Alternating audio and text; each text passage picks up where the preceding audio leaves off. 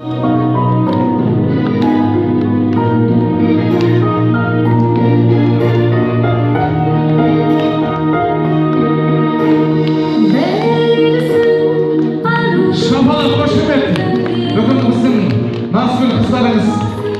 елдің міне еркесі шапалақ қошеметтеріңіз.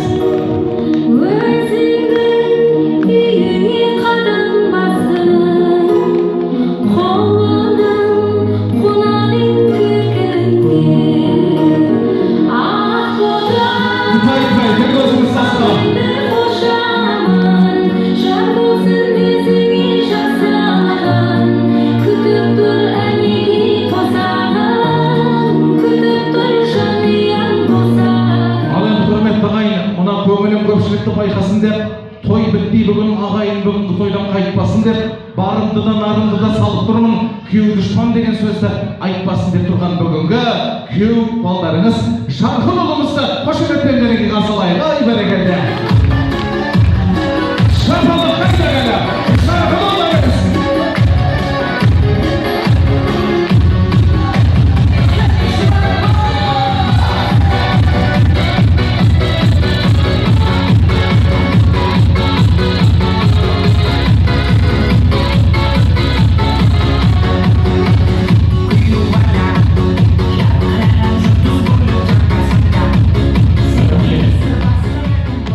Не болды құрметті ағайын? Күйеу баланың төрі ұнамады ма, шапалақ ұрмадыңыздар ма? Шапалақ ұрып қоймаңыз ба? Ай бәрекелді. Міне жастардың құрметіне, еліміздің қазағымыздың салт дәстүрінде Назгүл қызымыздың жеңгелері қайда тұр? Жеңгелері, біздің салт дәстүрде күйеу баланың қалтасын қарау деген бар. Бүгін күйеу баламыздың, жарқын күйеу баламыздың қалтасы терең ба, саяз ба, жомарт ба, соны бір байқайық. Сіздердің шапалақ қошеметтеріңізбен ғана.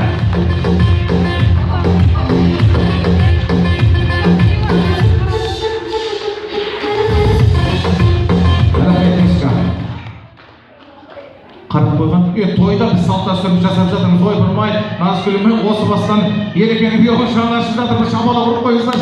Лектен Назгүл қанақ болған күндіз десе, Ерекең әлектен кеп ақша қыстырып жатыр ғой. Біз шапалақ қошемет міне, нағыз ертең отбасы болатын және көрініп тұр. Алла қаласа, мына құрметті ағайын, керуен болар жігіттің нары өзіне лайық, азамат болар жігіттің жары өзіне лайық деген. Бүгін мен ойлап тұрмын, жарқын мен Назгүлдің бәрі өздеріне лайық, жастар бақытты болсын деген ағайын. Бір қол соғайық жастардың құрметіне.